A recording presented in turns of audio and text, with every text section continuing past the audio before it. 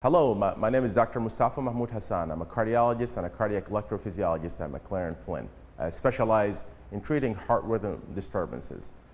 One of the commonest arrhythmias that I deal with in everyday practice is atrial fibrillation. Atrial fibrillation is abnormal, disorganized contraction of the top chambers of the heart, or the atria. The atria, instead of contracting in a normal synchronous way, they quiver or fibrillate.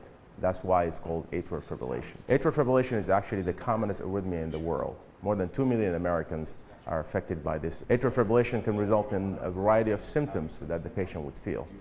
The commonest being palpitations, or the feeling of the heart racing, dizziness, or lightheadedness, chest pain, shortness of breath, tiredness, and even fatigue. It can also increase the patient's risk of stroke. There are two main strategies for treating atrial fibrillation. The first strategy is what we call rate control, where we control the rate at which the bottom chambers or the ventricles of the heart contract and do not worry about the atrial fibrillation. In this strategy, we have to make sure that the risk of stroke is controlled.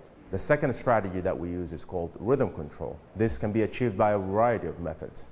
First of all, we use medications. This can be aided also by use of cardioversion, or a shock. We also use catheter ablation to maintain and control sinus rhythm. In conclusion, atrial fibrillation is a very common disorder.